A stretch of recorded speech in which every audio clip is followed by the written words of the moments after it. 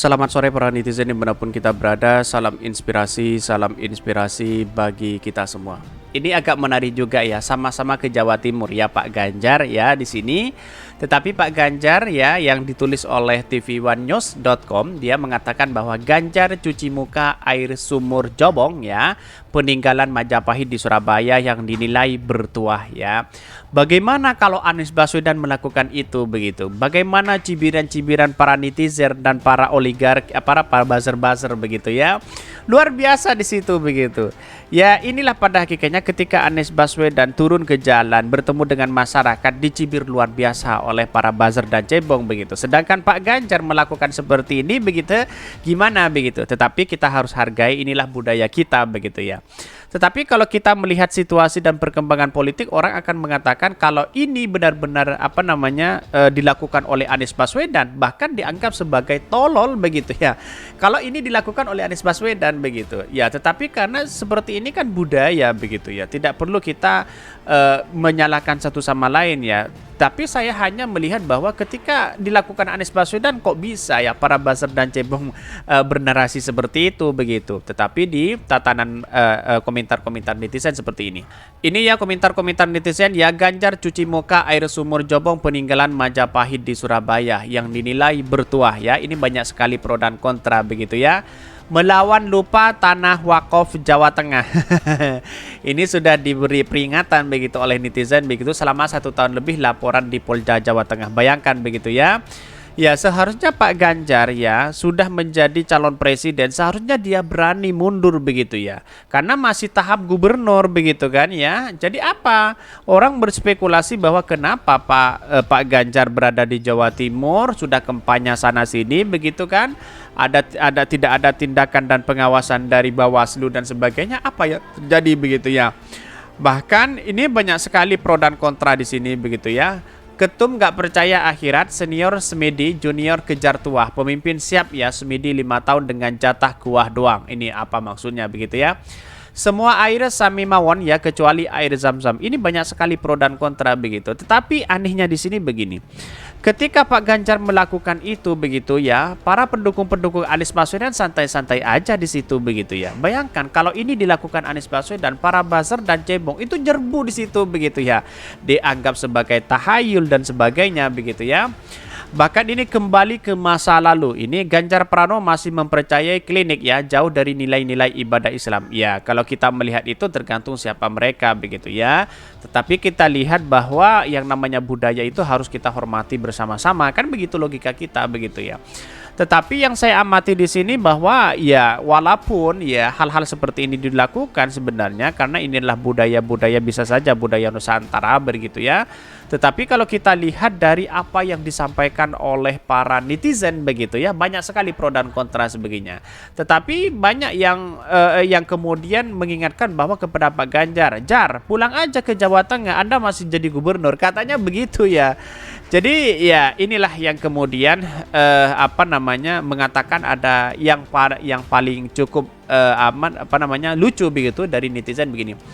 Mudah-mudahan setelah cuci muka nggak hobi lagi nonton bokep. Ini banyak sekali pro dan kontra, tetapi mari kita baca terlebih dahulu beritanya seperti ini. Ini beritanya ya, Ganjar ya cuci muka air sumur Jobong peninggalan Majapahit di Surabaya yang dinilai bertuah ya. Banyak sekali pro dan kontra dikutip dari tv1news.com ya, Surabaya. Bakal calon presiden dari PDIP Ganjar Pranowo cuci muka ya air kendi sebelum memasuki rumah kelahiran Bung Karno di Jalan Pandean ya, Surabaya ya. Air tersebut diyakini warga sekitar bertuah karena berasal dari situs sumur Jobong peninggalan kerajaan Majapahit ya. Bahkan tampak Ganjar Pranowo ditemani cucu Bung Karno, Putih Guntur Soekarno, Ketua DPC PDIP Perjuangan Surabaya Adi Sutarwijono ya, anggota DPR RI Indah Kurniawan, mantan Wakil Wali Kota Surabaya Wisnu Saktibuana, hingga Wali Kota Surabaya Eri Cahyadi berjalan menuju Kampung Pandean Gang 2 ya. Bahkan kemudian sehendak meninggalkan lokasi bersejarah tersebut, Ganjar Pranowo menyempatkan ya untuk menyaksikan deklarasi sejumlah relawan pendukungnya. Ini kan sudah deklarasi begitu, akhirnya kampanye sudah dimulai di situ. Tapi apa yang terjadi? Yang terjadi adalah bahwa ya menjadi gubernur saja sudah keliling seperti ini begitu ya. Ya seharusnya Pak Ganjar itu pulang dulu ya, memundurkan diri menjadi gubernur di situ begitu ya. Akhirnya warganya ditinggalkan di situ begitu. Setelah itu dengan pengamanan ya dari situasi dengan Satuan Tugas Satgas Cakrabuana PDP, Ganjar dituntut untuk keluar di kampung ya, sudah dibarati santri dan warga sekitar yang melihat secara langsung ya. Bahkan dia mengatakan bahwa dengan tetap tersenyum, pria yang juga menjabat sebagai Ketua Umum Keluarga Alumni Universitas Gadjah Mada yang tersebut menyambut tangan warga yang ingin bersalaman dengan dirinya. Dari luar kampung, ribuan relawan untuk menyambut capresnya dengan teriakan dan memanggil-manggil namanya hingga orang nomor 1 di pemerintah Provinsi Jawa Tengah tersebut ya. Sementara itu, salah satu relawan Ketua Pengusaha Banteng Milenial Surabaya, Adi Hawantono, mengatakan Surabaya genset pada pemilihan presiden hampir mencapai 60% ya. Tetapi kalau situasi dan memungkinkan, bukan itu sebenarnya yang kita lihat begitu. Bagaimana kinerja hari ini ya oleh Pak Ganjar yang ada di Jawa Tengah begitu ya. Kalau masalah janji-janji bisa saya tertunaikan begitu, tapi secara praktik bisa saja ya. Memimpin Jawa Tengah saja sudah seperti itu 2 periode, apalagi memimpin skala besar begitu ya.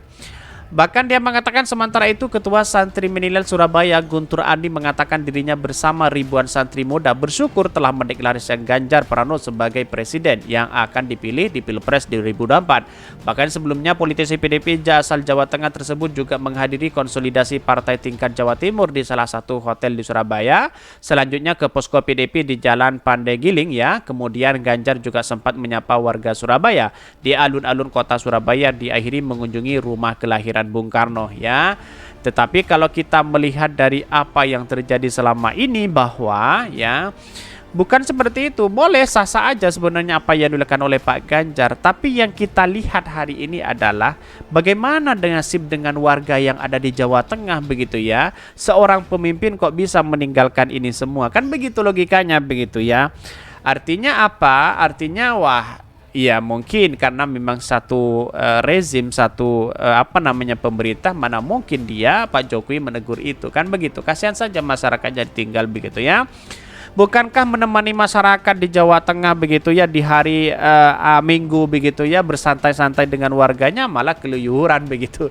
Ya itulah model-model Pak Ganjar begitu ya. Kita lihat rekam jejaknya begitu ya. Kita lihat rekam jejaknya seperti apa yang disampaikan oleh Anies Baswedan, bahwa kita jangan melihat janji-janji manis di hari ini saja, tapi melihat dari rekam jejaknya, kan begitu. Sangat luar biasa. Kemudian wah, Anies Baswedan lalu kemudian dikritik habis-habisan oleh para buzzer dan cebong di situ. Kira-kira seperti itu begitu. Ini sangat menarik sekali.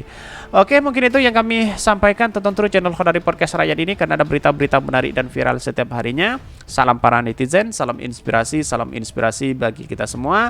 Jangan lupa di-subscribe channel YouTube Khodari Podcast Rakyat ini.